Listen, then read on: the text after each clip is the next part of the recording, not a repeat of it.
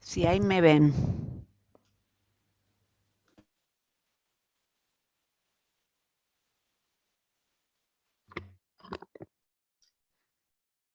Good morning, good afternoon, everyone, and welcome to the first of the regional webinars that Caritas Internationalis is going to organize to mark its 70th anniversary.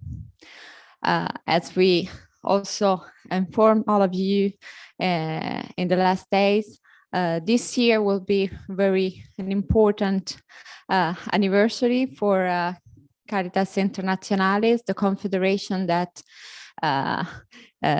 coordinates the 162 Caritas member organizations all over the world, because on December 12th, we are going to celebrate our 7 decades of history.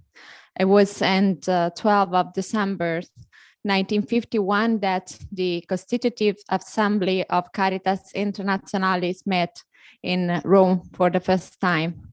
And the Confederation was created following the wish of Pope Pius XII to coordinate the different charities organization and to give a special assistance to the people after the Second World War. We wanted this anniversary to be not just a celebration, but a moment of witnessing and a moment that might reflect also the diversity in unity of our confederation, because Caritas Internationalis is made by 7 different regions. And this is why, starting from today, every week leading to our anniversary, we are going to have a webinar dedicated to one of our region, not only to talk about the history of Caritas Internationalis, but especially to witness the testimony Caritas work in that particular region and to shed light on crises or difficulties in one or more countries of that region. Today, we will talk about our work in the North America region. And in that region, we have 3 of the most long time running member organization of Caritas Internationalis, Catholic Charities Usa, Catholic Relief Service, and Development and Peace Caritas Canada. Just a few technical instruction. You will have translation from English, which will be the main language of our webinar, into Spanish, French, and Italian. You just have to flag on the word at the bottom of the Zoom screen. And this webinar will also streamed live on YouTube.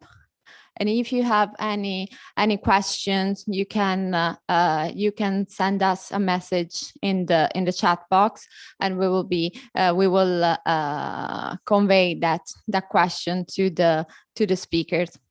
I also invite all of you to visit our website, because there is one page dedicated to our anniversary where you can have all the dates and the other dates and timing of the next regional webinars, and also of the other events that we will organize in the month of December here in Rome.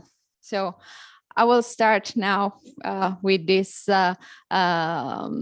webinar that we wanted to dedicate to the theme of 7 decades of fighting against poverty and for human dignity, as an expression of the work of Caritas in the North American region. The first speakers today will be Caritas Internationalis Secretary General Aloysius John. So, Secretary General, I'll give you the floor. Thank you, Martha. Dear colleagues from North America, CRS, Catholic Charities, and Development and Peace. And I also see other colleagues from the other regions, and presidents of other regions are there also. A hi to you and greetings from Caritas Internationalis. This webinar is an important moment of capturing the different experiences and highlights of the work of Caritas done region-wise. In the governance meeting, one important point that was mentioned was we need to hear the stories of the region. We need to get the voice of the region. And this is, in a way, making this more participatory. And that's the reason why we are organizing these regional webinars. And all these different inputs, reflections, would be leading us to a culminating point at the end to celebrate the 70th anniversary. This 70th anniversary, as Martha said, is a moment of celebrating 7 decades of association with the poor. Association with the poor, witnessing with them, and to voice their aspiration to live in dignity. One Jesuit priest told me, the poor don't have a history, but Caritas can make their history by associating with them. And that's what we are doing, and that's what we are doing in the North America region.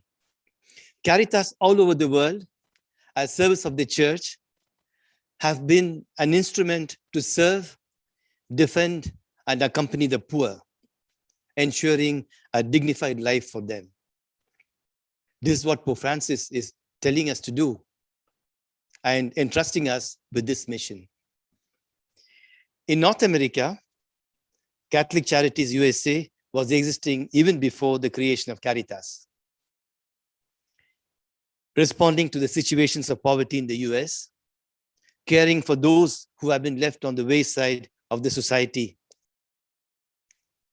Today, CRS is present in more than 100 countries, doing a great job, associating with the poor, and striving to give them their dignity, which is a legitimate right.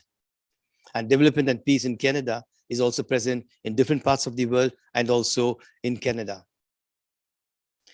Catholic Charities, CRS, and Development and Peace, as members of the Confederation, have been rendering effective and efficient service and solutions to the problems of millions of people in situations of poverty and promoting integral human development in all discretion. One of the things I heard in many of my trips and discussions with the people in CRS when I visited them was, people must grow, the poor must grow. This is our conviction. And this is what animates our work. In all the countries where they are present, CRS, Development and Peace, and Catholic Charities, you're not only supporting the most vulnerable to get out of the situation of poverty, but you're also present to create the condition for long-term sustainable development. Activities related to peace building, and I have witnessed this in the Philippines almost 30 years back, in the Mindanao region. Awareness building that we saw during the most difficult time of COVID-19, and accompaniment of the most vulnerable, and contributing to put the poorest in the trajectory of sustainable development. And Pope Francis said during COVID-19, if you, Caritas, don't do it, who else will do it? This was the mission given to us, and this is what you're doing. A determined option for the poor bring them to continue to live out a love for the poor through the works of mercy around the world is another mission that is being fulfilled to the work of charity which CRS, CCU, USA, and Development and Peace are doing. As Pope Francis said, sustainable development in rural areas is key to making poverty and hunger a thing of the past.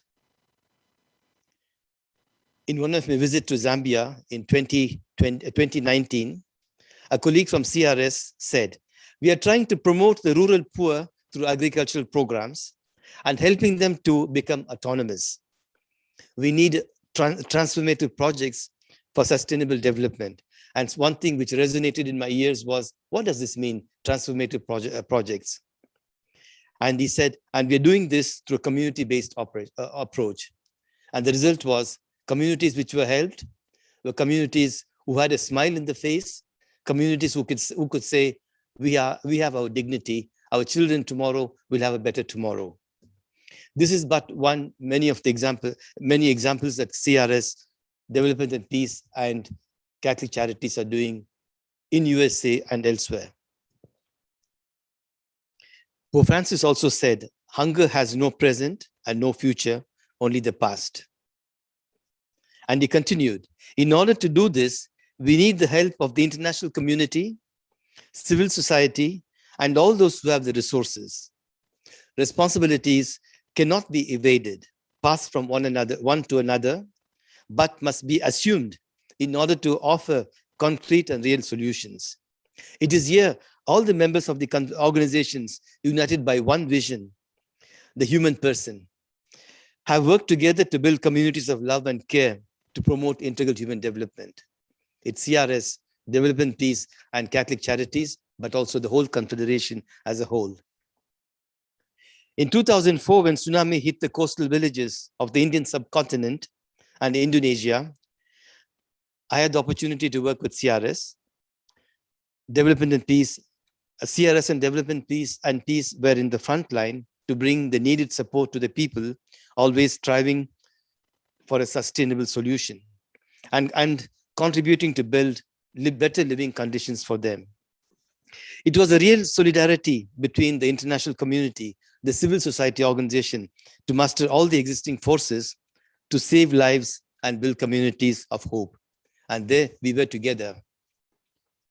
The major challenge for the future is how to motivate and mobilize all the people of goodwill to be actors of creative solidarity.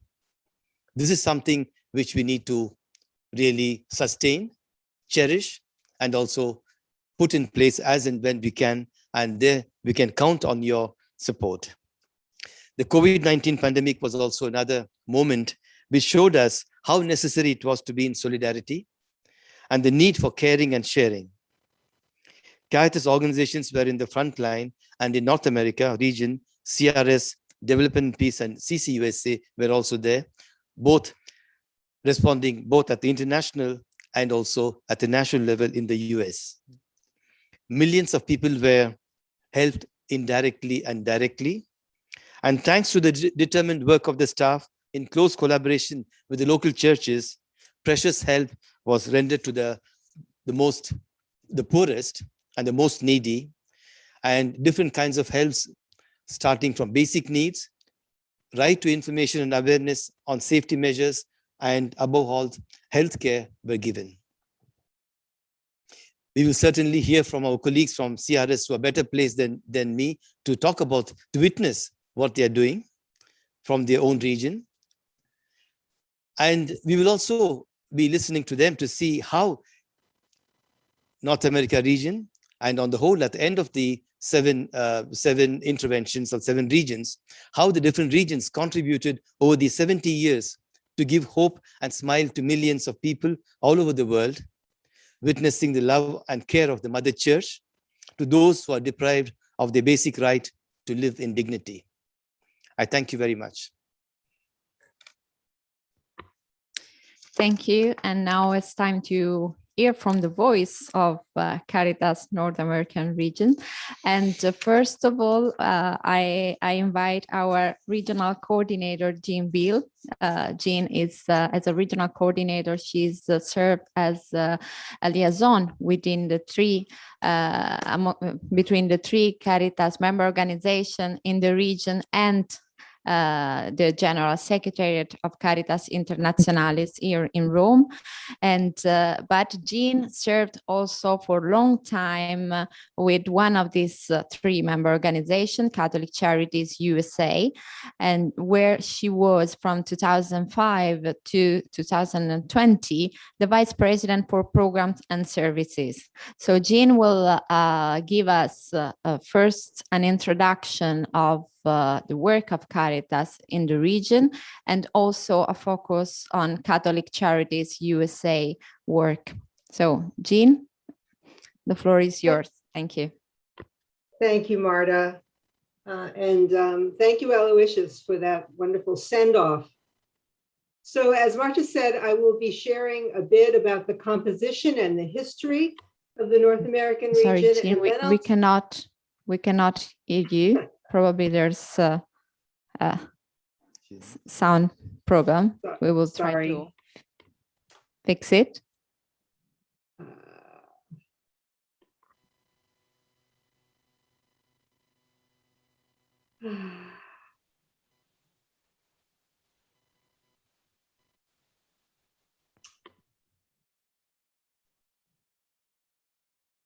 Yeah. Can you try to unmute yourself now? Let's see whether it works. Is that better? Mm. I am unmuted now. Can you hear me?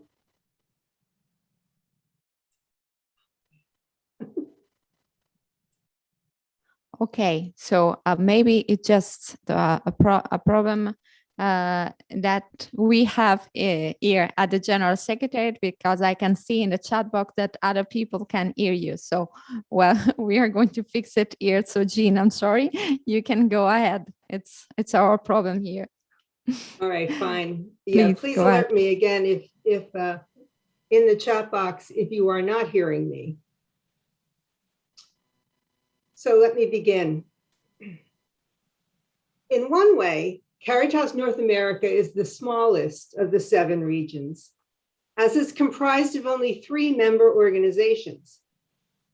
On the other hand, the reputation and influence of each of these 3 organizations is strong, both here in North America, as well as across the world.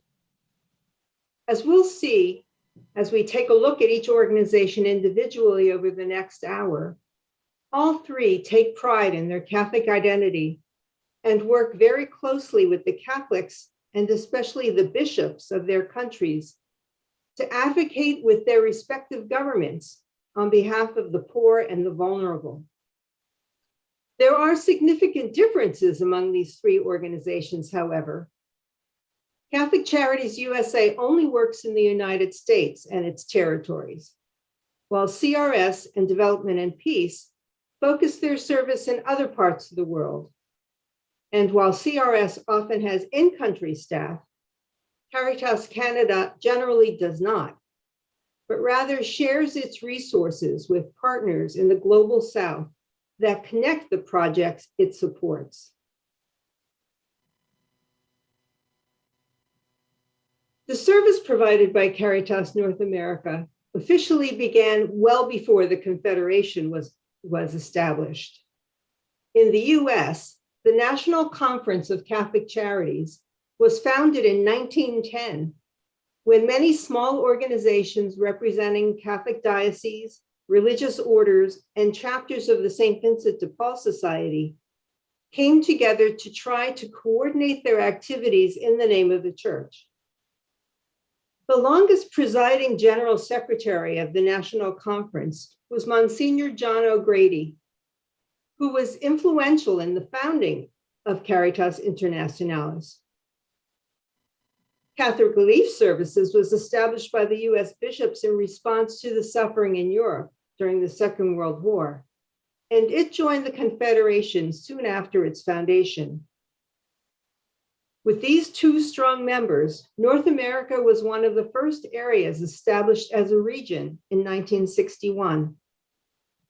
And just a few years later, Development and Peace, also known as Caritas Canada, was established by the Canadian Bishops' Conference as a response to the encyclical of Pope Paul VI, Populorum Progresso.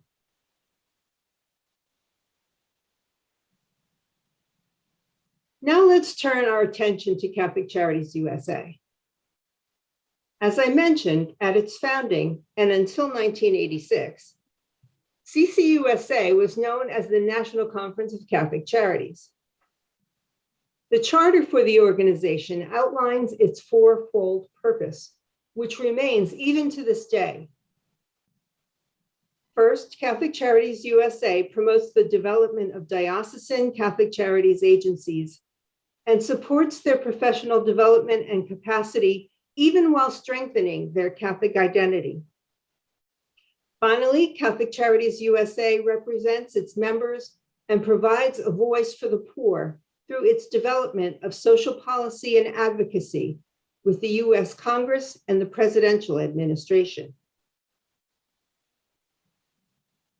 When we speak of Catholic Charities USA, we mean both the national office located in Alexandria, Virginia, and the 167 independent diocesan social service agencies throughout the US and its territories. CCUSA is both a membership association and a national ministry.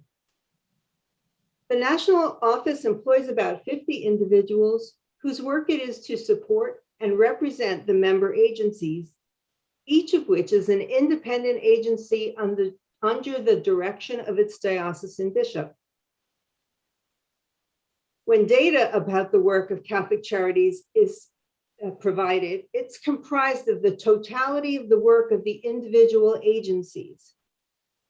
You can see from these statistics that, like the United States itself, the network of Catholic Charities agencies is quite large and diverse, serving over 15 million people a year. The following short video explains some of the fundamentals of the National Catholic Charities Ministry.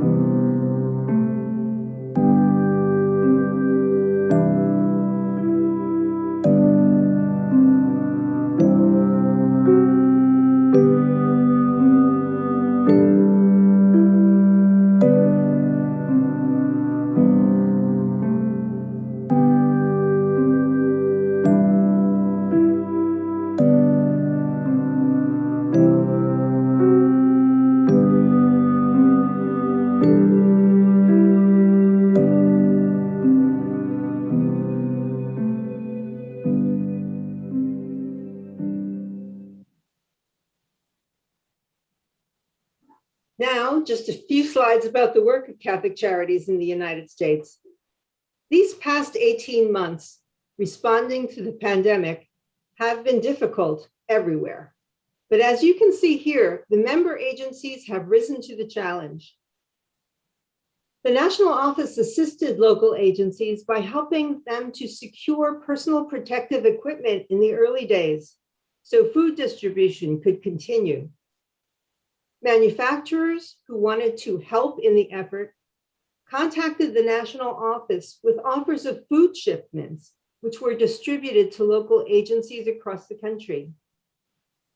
Throughout it all, the Social Policy Department advocated with the federal government to provide assistance to the unemployed and to provide grants and loans so agencies were able to pay essential workers and do what needed to be done to help those who were poor and vulnerable. Responding to food insecurity is always a major effort for the National Ministry, but 2020 was especially busy. 450 new sites for food distribution were opened, many of them in local parishes.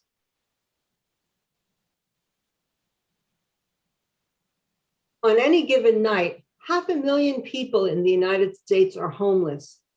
So it's a huge problem to which the Catholic Charities Ministry has been responding for many years. As a matter of fact, my first job at Catholic Charities over 35 years ago was as the coordinator of a shelter for homeless families. The agencies provide assistance with rent, mortgage, and utilities to keep people from becoming homeless. And then they provide emergency shelter to many who would otherwise be living on the street or sleeping in their cars. Always looking forward, agencies in the network are working to build even more affordable housing units so the disabled, the elderly, those with mental illness, and poor families can have safe, dignified housing. Disaster response has been a service growing in importance since Hurricane Katrina in 2005. Across the country, as floods, storms, earthquakes, and wildfires increase in number and become more destructive, Catholic Charities agencies provide financial grants, food, clothing, cleaning supplies to help victims recover. Agencies have specially trained staff who provide case management to help people who've been impacted by disasters to access the assistance that may be available to them from the government and from other charities. Whereas the American Red Cross swoops in an impacted area providing emergency assistance for 2 weeks and then leaves, Catholic Charities is always there and knows the people who are poor and vulnerable and need the most help in order to rebuild their lives. Beyond just helping people with basic necessities like food, shelter, and financial assistance, Catholic Charities agencies work to help people get out of poverty by creating workforce development programs. As an example, the Home Repair and Plumbing Program in Southern Missouri provides 6 months of training as well as social services to support those who are unemployed as they transition to work in the construction industry, particularly repairing homes that were damaged by tornadoes or floods. Finally, the Catholic Charities Ministry is well known for its work with immigrants and refugees. 1/3 of the refugees who are received in this country are assisted with resettlement services contracted by the government with the Bishops' Conference and provided by the local Catholic Charities agencies throughout the nation. Along the border with Mexico, Catholic Charities runs 10 shelters for asylum seekers. Once migrants are released from Border Patrol custody, the workers in these shelters provide them with welcome, a hot meal, clean clothes, and assist them to find and to travel to relatives and friends who are living elsewhere in the country. Much of this work is supported by volunteers from religious communities of women and by parishioners who travel to the border to offer their assistance. Finally, many agencies, in cooperation with the Catholic Legal Immigration Network, provide immigration legal services, helping the migrants to win asylum cases, get work permits, and get residency and citizenship. Now I'll turn the conference back over to Marta to introduce the work of Catholic Relief Services. Thank you. Thank you very much, Jean, for your presentation and for showing us the tremendous work of Catholic Charities USA in many fields, especially the serving and accompany migrants and refugees. And now I give the floor to Kim Pozniak to talk about Catholic Relief Service work. Kim is with CRS since 15 years ago, and she has worked and followed as Director of Global Communication, the work of CRS in Africa, Asia, and Middle East and Latin America. So, Kim, over to you. Thanks, Marta. First of all, I want to make sure everyone can hear me and see my screen. Yes? Yes, thank you. Very Kim. good. Okay, well, thank you for the introduction. Good morning, good afternoon, good evening, wherever you are. It's my pleasure to be with you today and just share a little bit about Catholic Relief Services and who we are. We are the official international humanitarian and development organization of the US bishops. And, like our sister organization, Catholic Charities, providing services and support here in the United States, we carry out the bishops' commitment to alleviate poverty and injustice overseas.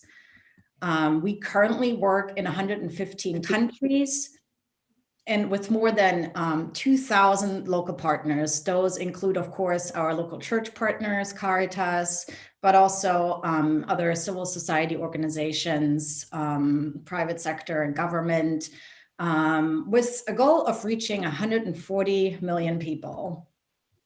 Our mission is twofold. Of course, primarily we work to deliver humanitarian, but also long-term development assistance around the world. That includes humanitarian response in disasters and after natural disasters, for example, but also long-term sustainable development programs in different areas such as agriculture, health, education, and many other areas. The other component to our mission is to help US Catholics, people living here in the United States, to live out their faith in solidarity with our brothers and sisters overseas. And as part of the universal mission of the Catholic Church, we work here in the United States with local Catholic and national Catholic partners and institutions, as well as communities, so they can be involved in our mission overseas. Everything we do, every project, every action we take is firmly rooted in our Catholic identity and universal human values. And our guiding principles are derived or draw on directly from scripture and also Catholic social teaching. And they are the principles by which we work everywhere and everything we do. And at the very center or at the top of these principles is human dignity, the sacredness and dignity of every human person. That inspires us and leads us and propels us forward to do our work. And that's also how we measure our success, by upholding every person's human dignity. But I want to also add that how we do our work, our approach, is just as important as what we do.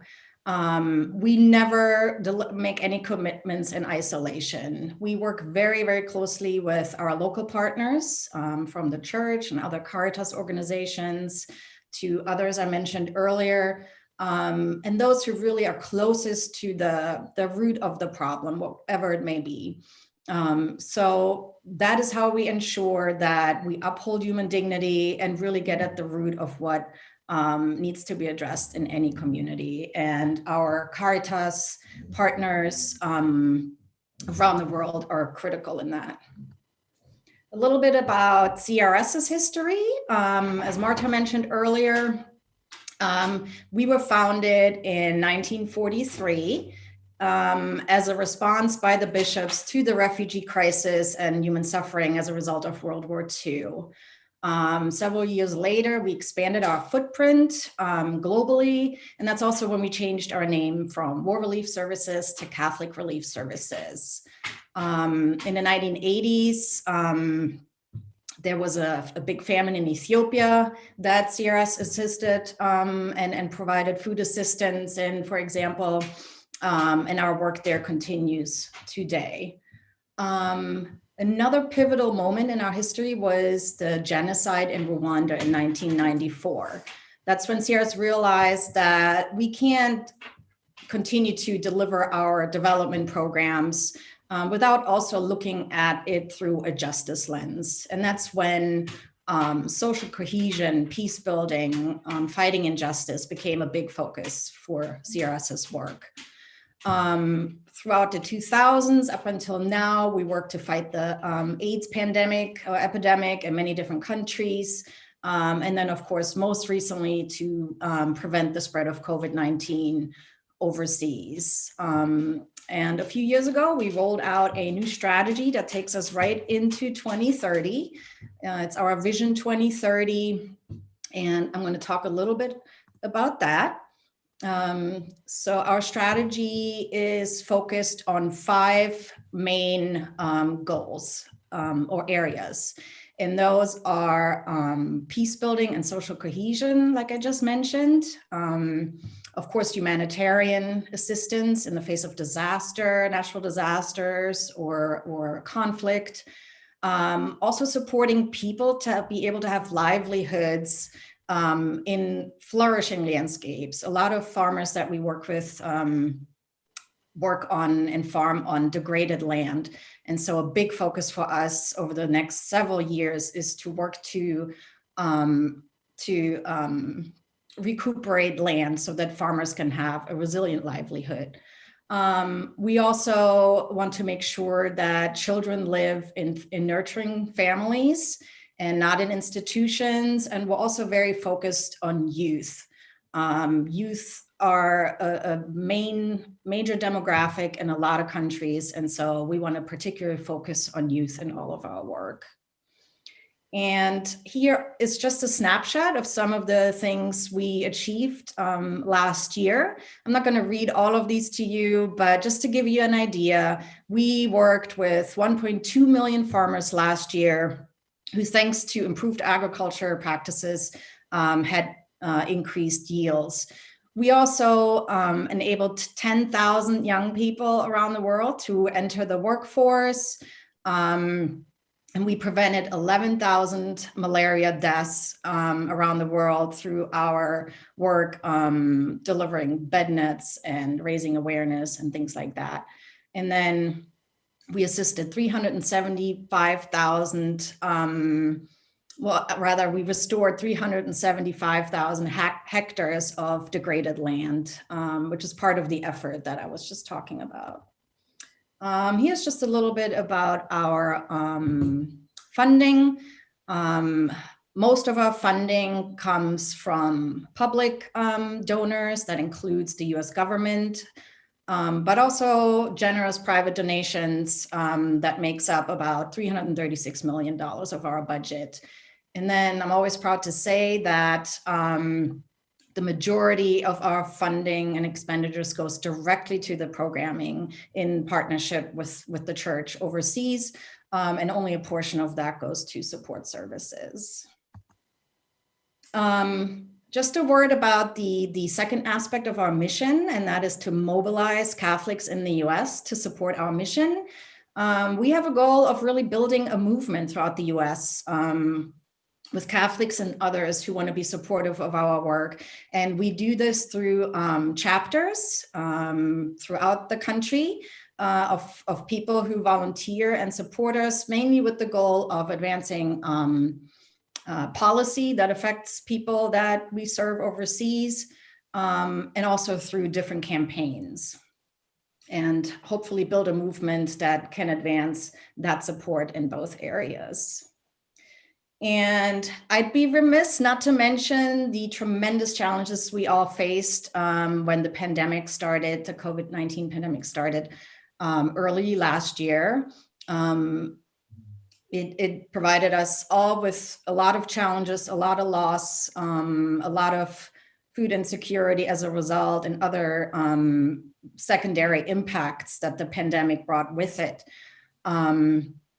And our staff worked tirelessly to continue our programming despite it, and just took all the precautions necessary to successfully continue our work.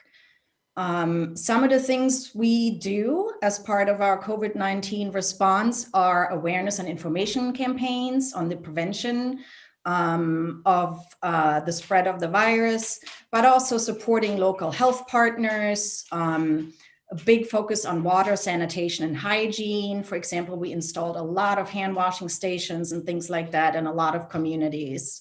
And then, of course, continuing our regular programs in all of the other areas while we were adapting to our new reality. Just a quick snapshot of where we have been responding as a direct result of the pandemic. We are carrying out support services in 63 countries and have reached over 20 million people with those. I also want to highlight another area of focus for us right now, and that's Haiti. Haiti has been in turmoil for a long time, and right now Haitians are suffering the compounded effects of not only the earthquake that struck the country in August, but also COVID-19, of course, and gang violence, things like that. And so together with our local partners and the church in Haiti, we have been able to reach 200,000 people since then, meeting their emergency needs, such as just food, water, and basic supplies. Also installing water treatment systems so people could have clean water. And then, of course, shelter, mobilizing and training local teams to support repairs that were necessary as a result of the earthquake. And then lastly, another big focus that I think ties all of our North America regional work together is the migration crisis. So while Catholic Charities, for example, provides services to people on the US side of the border, CRS, we work on the other side of the border in two areas mainly. One is to provide humanitarian assistance. Deportations, the migration, people being stranded, having left their homes has created a big humanitarian crisis along the Guatemala, Mexico, and US border. And so we work with our partners along that corridor who have migrant shelters and serve people in need there as they transit. The other big part, though, of our work to alleviate migration is to really look at the root causes and address them, things that prompt people to migrate in the first place. And one big area of focus, for example, is working with farmers in Central America, for example, to carry out what we call water smart agriculture practices. And in all of the farming communities that we have worked with over the last few years, farmers have seen a significant increase in their yields, which allows them to survive and thrive where they live instead of migrating. So those are just a few highlights of our work currently. I don't know if we have time. I have a short video. Catholic Relief Services answers the call of our faith to go as one human family across borders, natural and man-made. Often the first to reach the farthest corners of the globe, we serve over 130 million of the world's most vulnerable people. Alongside our brothers and sisters, we lift up the dignity of every single person. Based on need, not creed, together we combat poverty, hunger, disease, social injustice, violence. saving lives, alleviating suffering, and realizing the God-given potential of every human being. Not because they're Catholic, but because we are.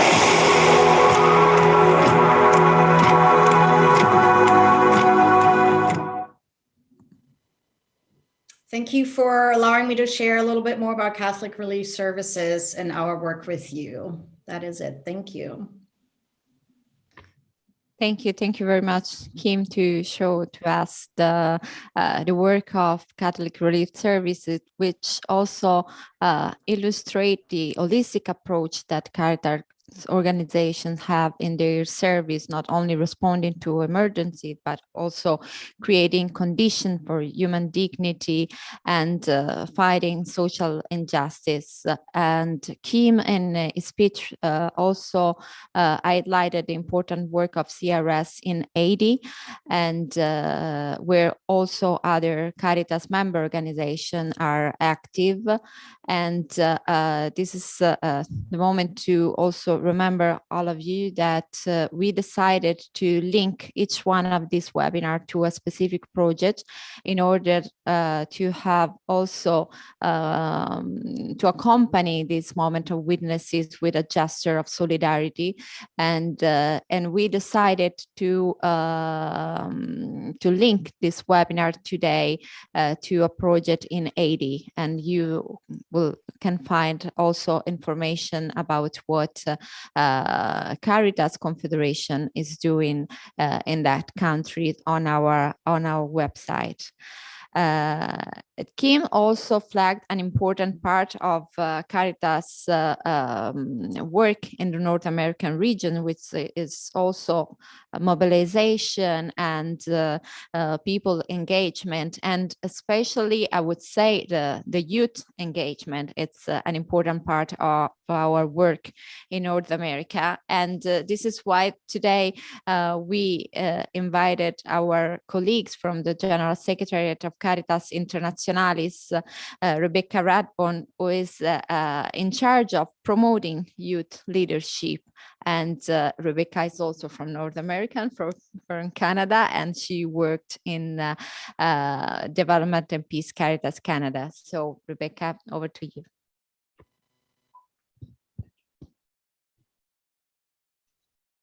Thank you, Marta. Hello, everyone. I'm just going to share my screen. Wonderful. Okay. Well, hello, everyone. As Marta mentioned, I'm currently Caritas Internationalis' officer promoting youth leadership, but previous to my appointment here, I spent 6 happy years as an animator for Development and Peace Caritas Canada. And so I'm very happy today to give you at least a sample of what youth engagement looks like across North America, especially with respect to advocating for human dignity and caring for creation, and how each of these 3 organizations approach things in a unique way, but also the common threads that run through all of them.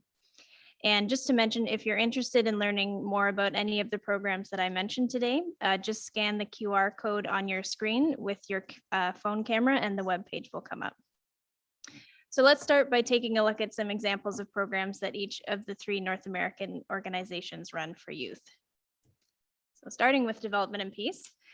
The Think Fest program has been Development and Peace's signature youth program since the 1980s. And basically it's a 24-hour event where you come together and fast from eating in solidarity with those around the world who are hungry, and take this time to learn about important social and ecological justice issues and to build community with your group. And this is a program that's particularly popular among schools. And in fact, my very first brush with Development and Peace, and so with the Caritas Network, was at a Think Fest at my high school, Cathedral High School in Hamilton, Ontario. And Development and Peace has a long history of working with Catholic schools by creating lessons plans, professional development resources for teachers, the Think Fast, of course, and they've continued to innovate their relationship with schools, most recently with their Development and Peace Schools program that they launched last year, where schools complete social and ecological justice initiatives to earn a series of badges throughout the year. And of course, Development and Peace isn't alone in engaging schools and students in their work. Catholic Charities USA also actively engages schools through a very wide range of programs, including mental health services for students and their families, and programs that teach students about Catholic social teachings. And this has a particular focus on charity and service, and especially serving the poor. Because to them, this is all about passing the Catholic faith on to the next generation. And they do this by empowering them to take action and giving them the tools and the training and the knowledge that they need to do this while they are Catholic students. And Caritas doesn't just engage students at the elementary and secondary levels, but right through to the post-secondary institutions. And Catholic Relief Services actually does this particularly well. They have a program called Crs University, where they partner with 38 colleges and universities across the US to engage in prayer, education, and action on social and ecological justice issues through three main pillars. First is their student ambassador program chapters, which Kim was actually mentioning, where CRS empowers students on campuses to engage in acts of solidarity with each other. Second is the CRS Faculty Learning Commons, where CRS helps faculty and academic leaders to enrich student learning by developing educational materials and modules. And they also connect classes with CRS's global staff. And third is the CRS Global Campus, which is an institutional partnership with CRS that connects everyone in the program and provides further resources.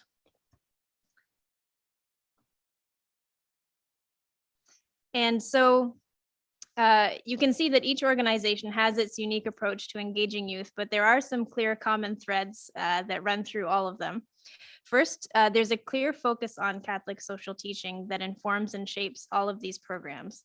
Because even from a very young age, and I know this from experience of working with very young classes in our Catholic schools in Canada, young people understand these things. They understand what's fair and what's not fair, which is about human dignity.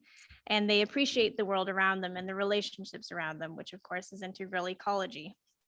And so they understand these CST principles that are so crucial to the work of Caritas and to our lives as people of faith. And so it's never too early to teach them these things in schools. And secondly, I just want to point out that to all of these organizations, it is a very effective strategy to engage youth at this age and in the school setting.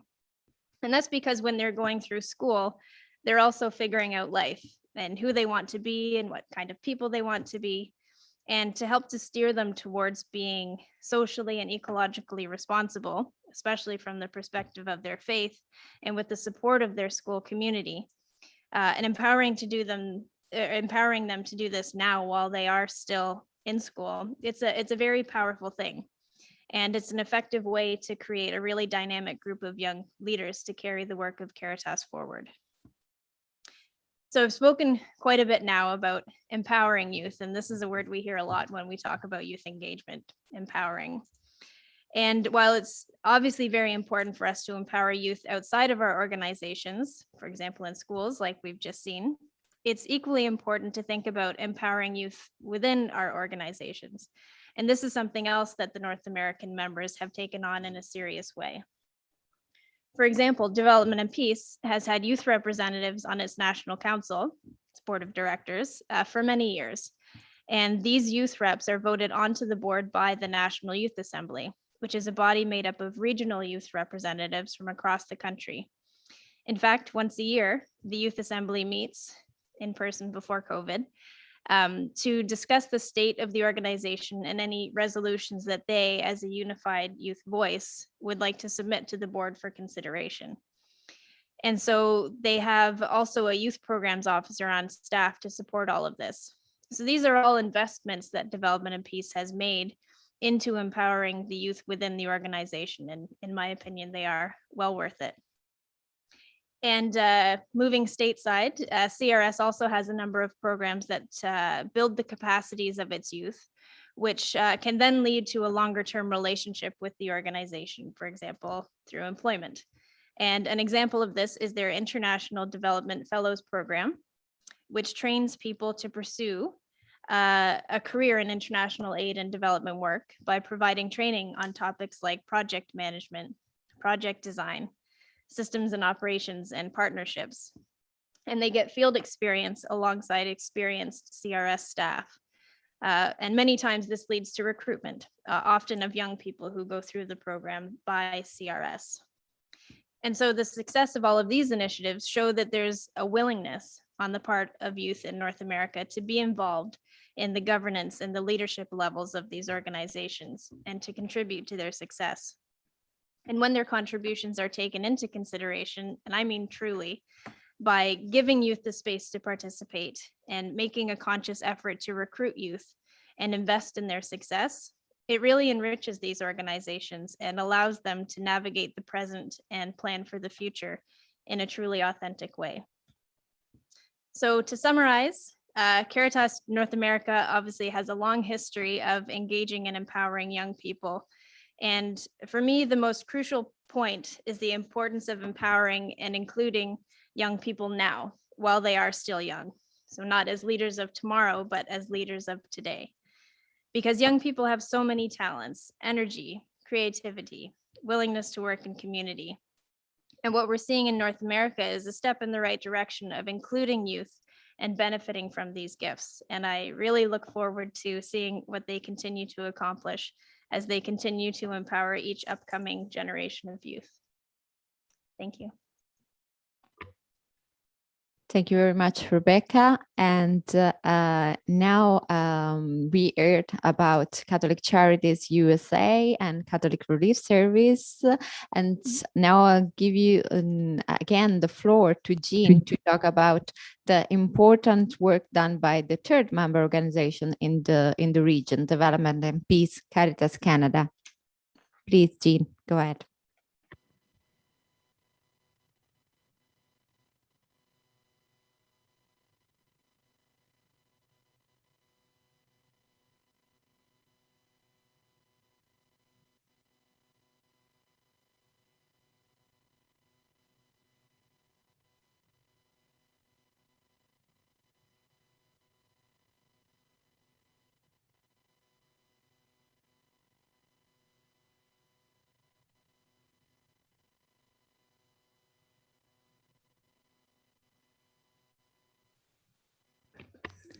Jean, I think you're on mute. Yes, I'm sorry, Jean. This time nobody can hear you. There might be some technical problem. Try to unmute yourself.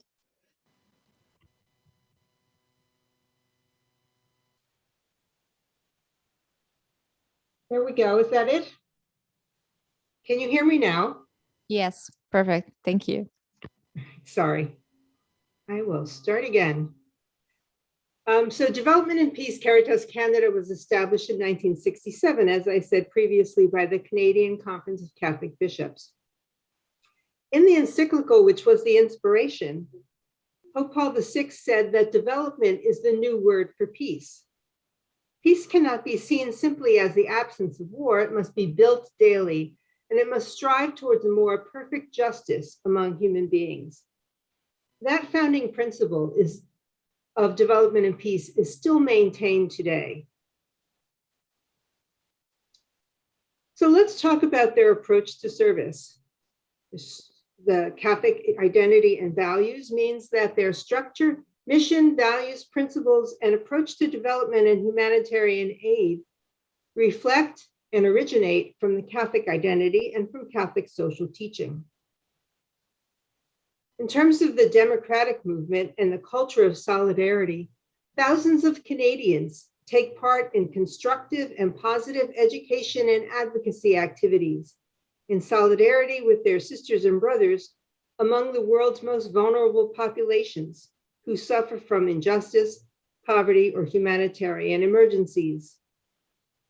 Their approach to development is based on the principles of Catholic social teaching, which emphasize community participation, subsidiarity, and partnership. As such, they only work with local organizations that know best their needs and don't employ staff overseas. They work on sustainable and large-scale response to humanitarian emergencies with the strength of their networks and mobilizing their membership. They raise significant sums and provide long-term assistance in response to humanitarian emergencies. Finally, they're founded and headquartered in Canada. So Development and Peace's approach to programs reflect the values and priorities of Canadians, particularly of the Catholic community in Canada. And they have a track record of supporting partners who make an internationally recognized contribution to peace, and their partners have included 4 Nobel Peace Prize recipients. They have 2 fields of influence, much like Catholic Relief Services. They work with Canadians to train them in their campaigns and to raise money. And then they send that money and other resources to the Global South, where they have 81 active partners to get the work done. These are the countries in which they provide services through their partner organizations.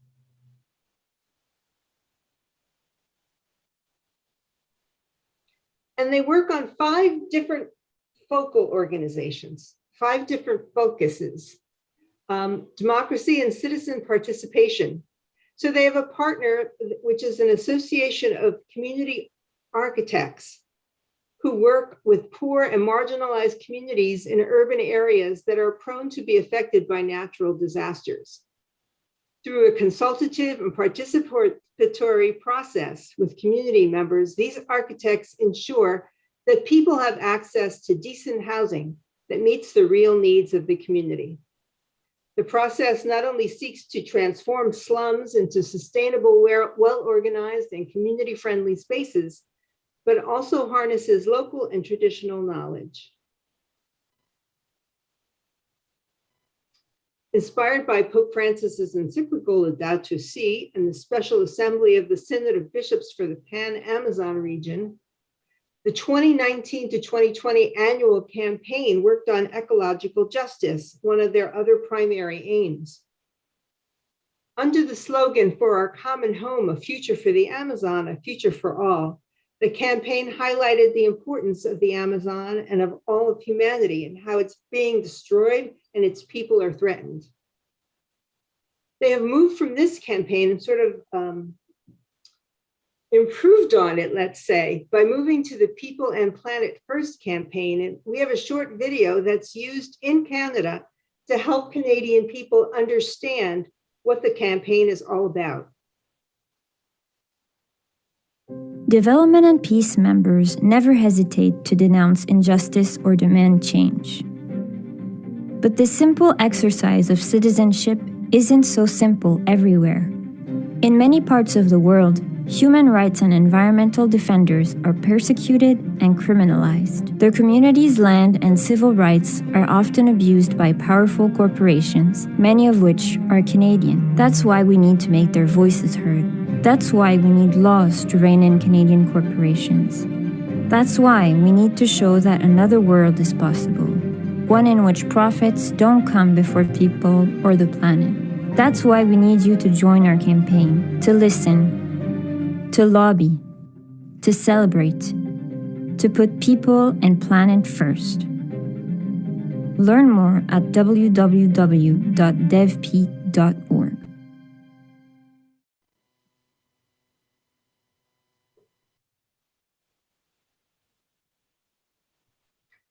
Another one of their foci is peace and reconciliation.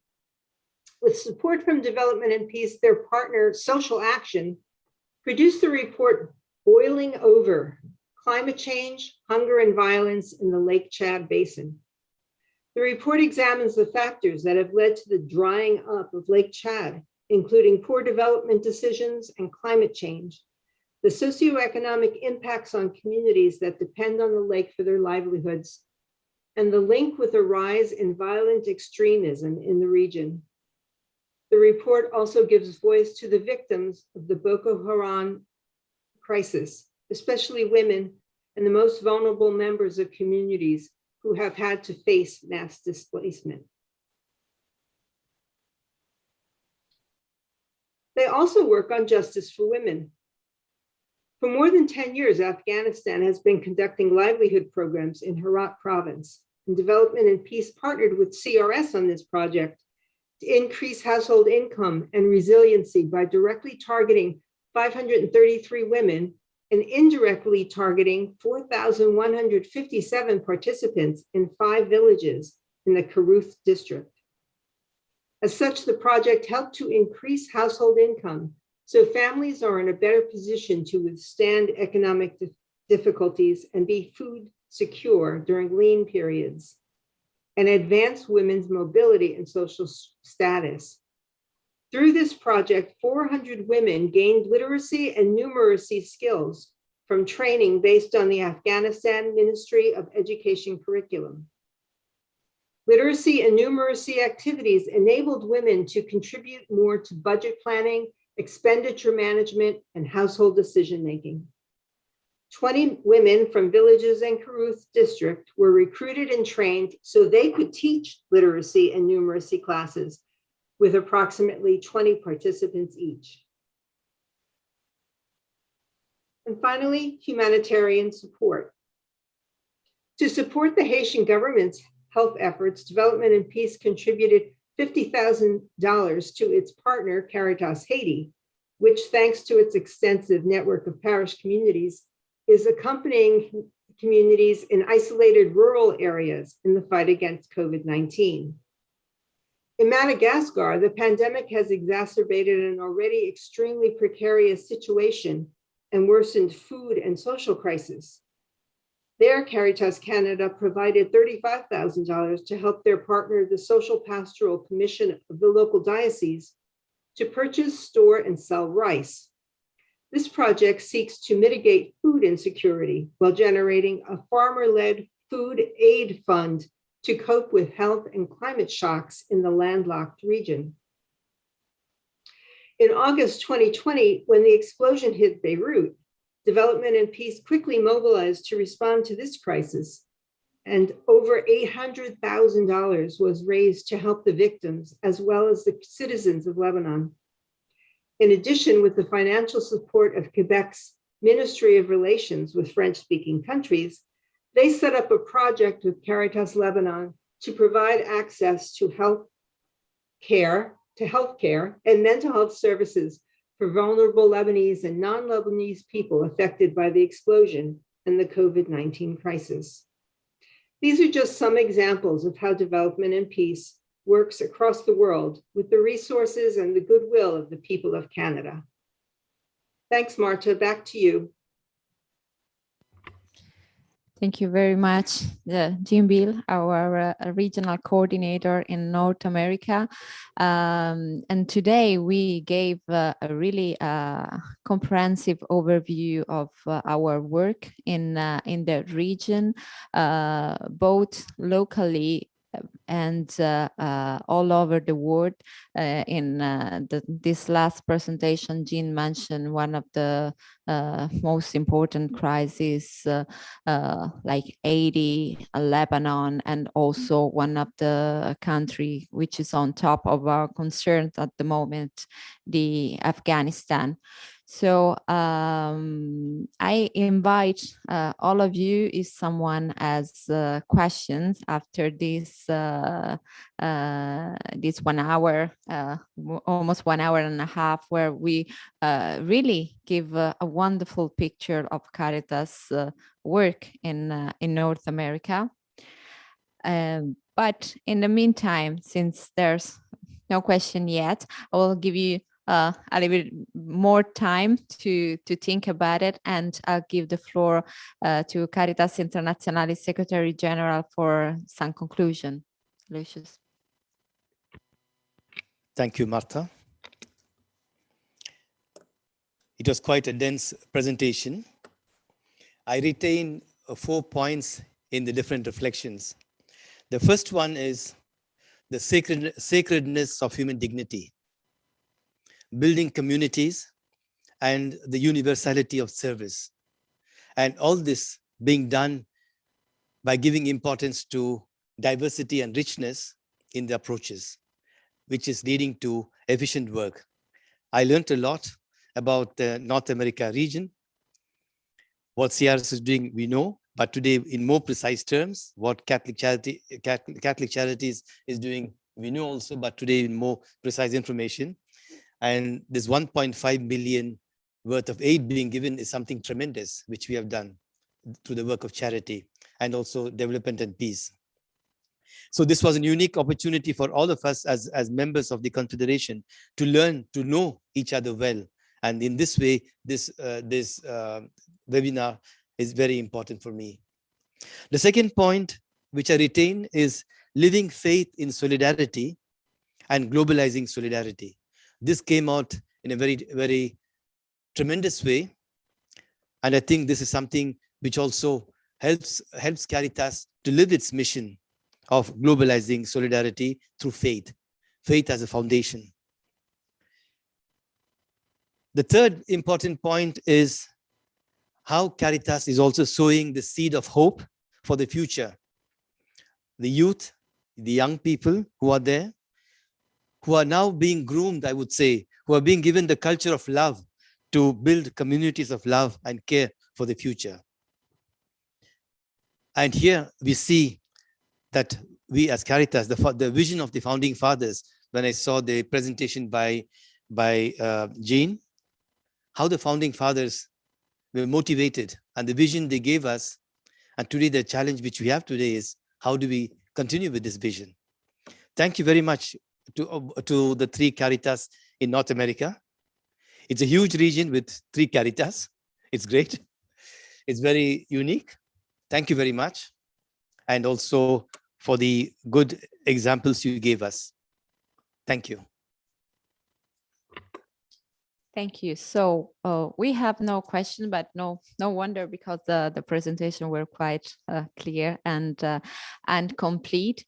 So I thanked Jean Beal and Kim Pozniak, Rebecca Ratbon for being today with us. And I'll remember all of you that next week we will have another regional webinar for Caritas Internationalis anniversary. It will be on Thursday, the 4th of November at 10 o'clock Rome time. And we will focus next week on Europe and Caritas work in that region.